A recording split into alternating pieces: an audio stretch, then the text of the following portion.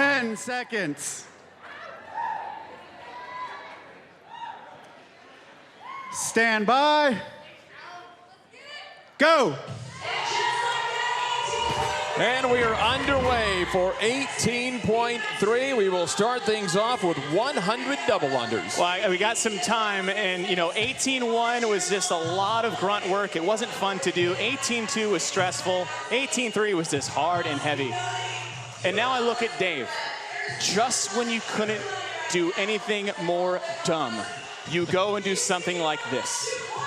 And totally redeem yourself. I love this workout. This is a workout I've been waiting for. You got everything underneath the sun, hundreds upon hundreds of double unders, bar muscle ups, ring. I mean, we're throwing everything at these guys. And when you look at the level of athletes across the board, when you're trying to find the fittest in the world, this is a workout that they love to do. This is going to be a fun event.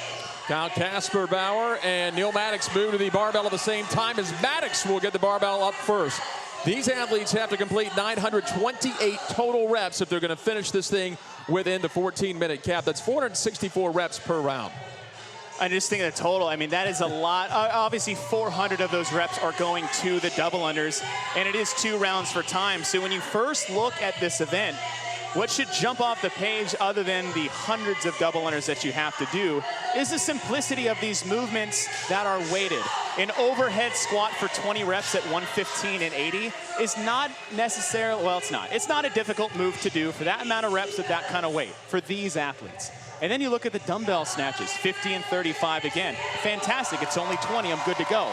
But you go to the rings, and you go to the bar, and you put 12 out there, and that is where Dave starts to bait you. Saw Kyle Kasperbauer stumble there, but first of all, when you go through this, Chase, what's going to get someone through this workout? What do you have to do to approach this? Well, when you're looking at this, there's a lot of different ways you can kind of slice this up to fit your scheme. But you're talking about 2 rounds for time, 14 minutes. You don't have to go fast to get a time. Not many people will, but you need to be perfect. You don't have to be fast. And when you look at these movements, 800 total double unders even if you get to the second round. 40 overhead squats, dumbbell snatches, and couple that with 24 ring and bar muscle ups. It's just gonna blow your shoulders up. And now the biggest part here is once you start getting to the rings, as Maddox is that don't muscle through these things. Be efficient in your movement and don't go to failure this early in the workout. Maddox, so they slight lead over Kasperbauer, got to the ring muscle ups at about 228. As he has a slight lead, about a rep, you will see across the top the rep count for Neal Maddox on the right, Kyle Kasperbauer, the blue shorts on the left. And as you've mentioned already with the double unders, the movement's not terrible as far as the barbell and the dumbbell, but the fact that you're going right out of the gates in a fatigue state with the first 100, between every movement, let's just jack that heart rate up a little bit more. And that's where if I gave you a 4th point to think about is just breathe. Double unders aren't hard to do if you know how to do them well. Overhead squats, the bar's not resting on your body. That means it's not sitting on your chest or on the back of your shoulders like we had last week, so you can breathe freely. Dumbbell snatches the same way. Even with the muscle ups, you gotta learn how to breathe in the movement, because if you get that heart rate up, it will not come down on double unders if you do not know how to breathe and relax. Chase is second while we are early here at 18.3, just a little over 3.5 minutes into a potential 14-minute time cap, which is going to be for most people at the affiliates. I want to talk about the regular CrossFitter at your affiliate doing 18.3. I really love this event. Most people can get the 100 double unders. The 20 overhead squats, most people, say myself, used to 95 pounds, 115 doable, a little bit heavier, another 100 double unders, but then there is the chance. How many people are going to get that first muscle up? And I love the scale division that you can go to games.crossfit.com and get the information on. They didn't make it so low that you can't get a PR. We're going to see a lot of scaled athletes get that first pull-up. Yes, and that's what I love to see. We haven't seen ring muscle-ups in 3 years. And if you're an average CrossFitter, maybe you have a couple or you're trying to get your first one, that's the biggest part of the workout for you to do. I love that they put pull-ups in there. Just because it's scale does not mean we need to make it easy. We need to challenge athletes on all levels. 3 years ago, they had ring muscle-ups to start an event, and they just completely took out any type of pulling movement. It went wall balls and double unders back to back. So I really love the challenge that your games athletes are getting in total volume of work. But then I love the challenge that, our average, run-of-the-mill, why we do the open athletes are getting with these pull-ups. Well, as a coach, you try to get athletes to try to push themselves. And no longer can you go, I'm just going to do some ring rows or jumping pull-ups. I'm not really even going to try that movement. Now you're going to have to force yourself to get out of the comfort zone. I tell athletes all the time, there's going to be a day that you're going to have to take the training wheels off. You got to get out of your comfort zone. Here's the deal. You have to suck at CrossFit to get better at CrossFit. So if you never want to put yourself out there, then you're going to stay in your comfort zone corner for the rest of your life. Of course, that's not why we signed up to do CrossFit to begin with. I didn't go through all this pain and anguish to be average. Absolutely. Boy, that was a great on those dumbbell snatches. Kyle and Neal could have been on a team with those synchro dumbbell snatches. Back into the double unders. Oh, this is just the reps of the 301 through 400 double unders they have to do each round. And now I'd start looking at time splits. When it said 2 rounds for time, everyone's like, oh, how fast am I going to be able to go? Well, it's a 14-minute cap. There's the biggest hurdle for a lot of these athletes if they do want to try to finish this. You have to at least finish the first round in under 7 minutes. And when you're looking at the math-wise, you're giving them about a minute per set of 100 double unders, and that's if they go unbroken. And then you throw out 45 seconds per for the other reps. There's, like I said before, you don't have to be fast, but you have to be perfect. Because if you try to get a time by going out fast, you will not survive the second round of this event.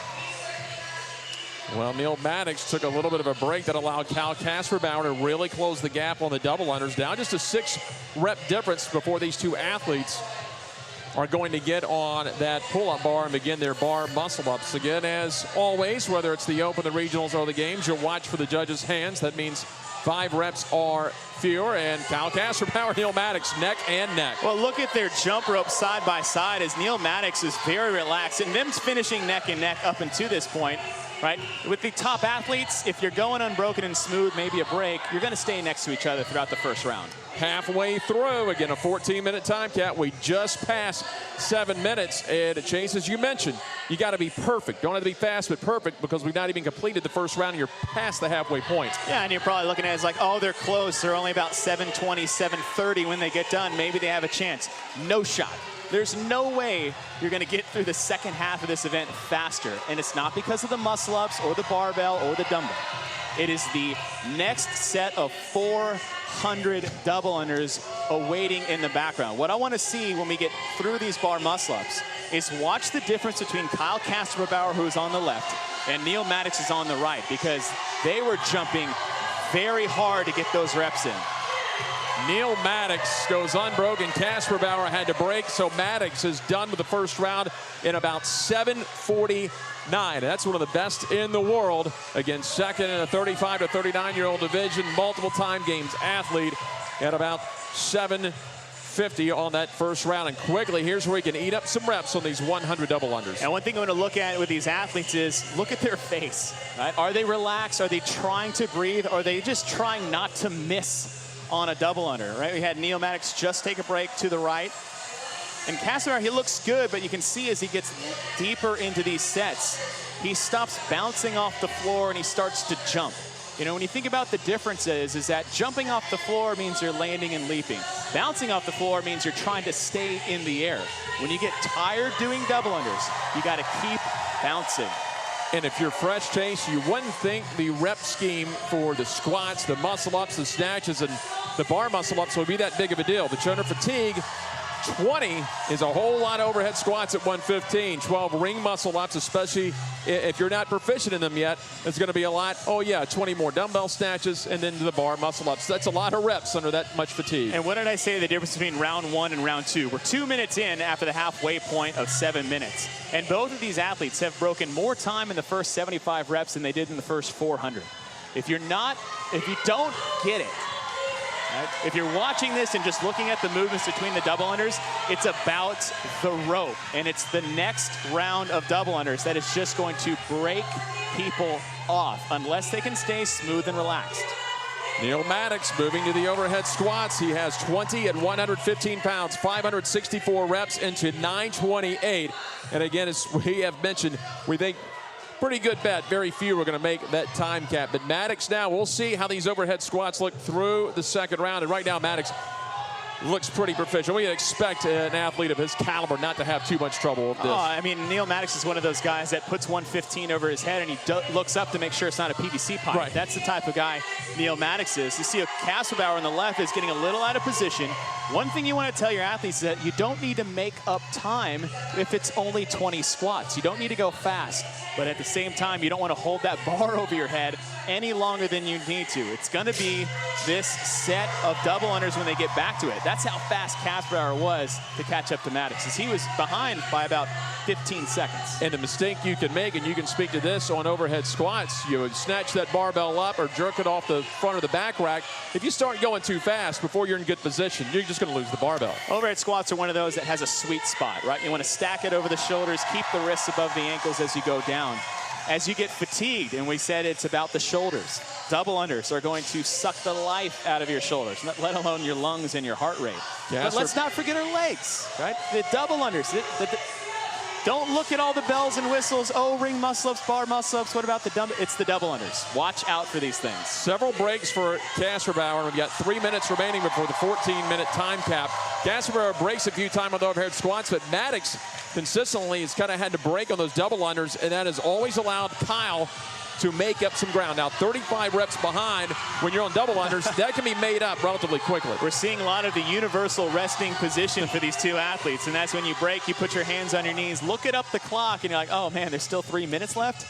You know, as they work into their second set of 200 double unders, when you think about in terms of when to push and when to kind of back off, when I give you 100 reps that can be completed in less than 60 seconds, you're going to have to suck it up if you can, because you're not going to probably get to the last set.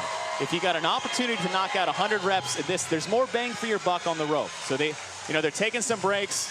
I can't exactly say I know how this is going to feel at this point in time, but I know that definitely is I'm going to put all my effort in the easiest reps of the workout. Just over 2 minutes remaining before that 14-minute time cap. And again, Neal Maddox with about a 32 to 33 rep lead. Again, Maddox is over 670 reps. To finish this, you have to complete 928 total reps. Maddox nearly done with the double unders on the right, and Neal Maddox will make his way back to the rig.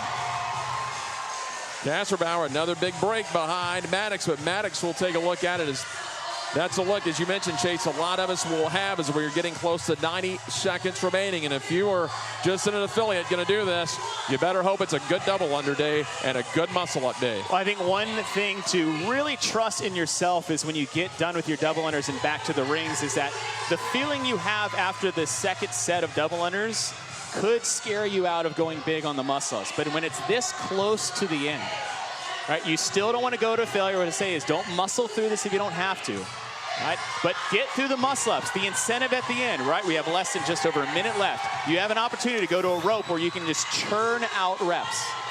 Don't forget, as we heard earlier, Rossi donating $2 per rep here tonight, and Maddox already at 690, Kasperbauer right behind him at 684. So log those reps for the Hurricane Harvey relief effort. Less than a minute remaining. In 40 seconds is Kasperbauer trying to make up some ground on Maddox.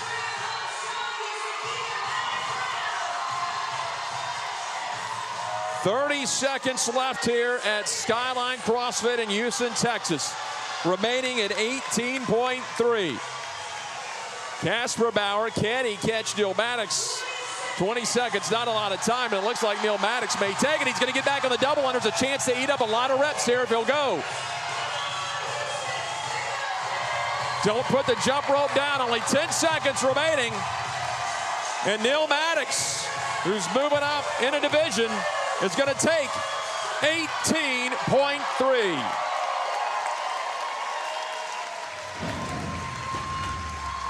What a performance by our two Masters athletes, Chase, and it was as devastating as we thought it was going to be. I mean, just think of the volume of work that went into it, even if it's light reps and quick reps as the double under. But the high skill when you have the muscle-ups in the rings and the bar, and then those overhead squats, everything combining to just be a devastating open workout.